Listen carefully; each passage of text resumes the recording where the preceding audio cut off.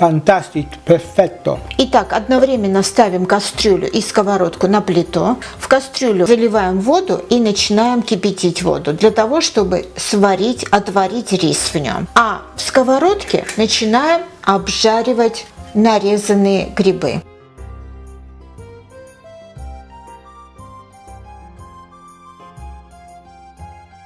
Оставим минут на 5-10, чтобы они слегка обжарились. Тем временем подготовим чеснок.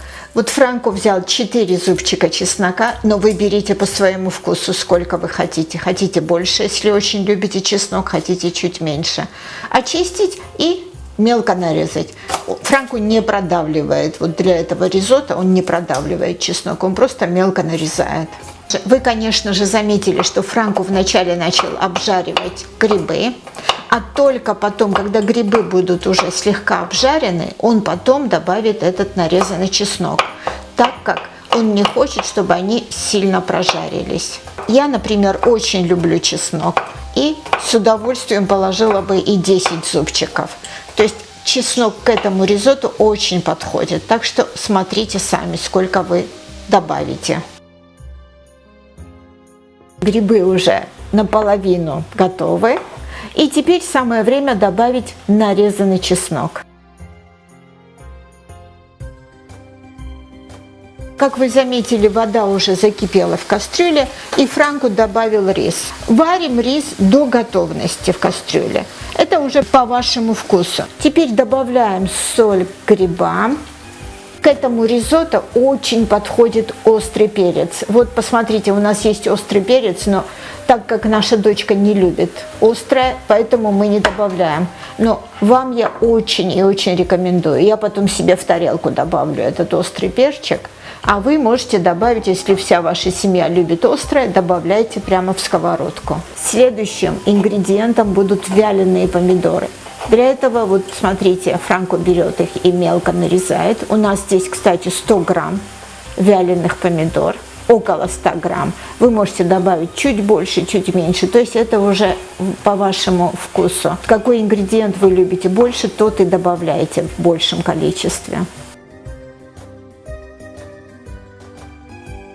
Добавляем эти помидорчики к грибам.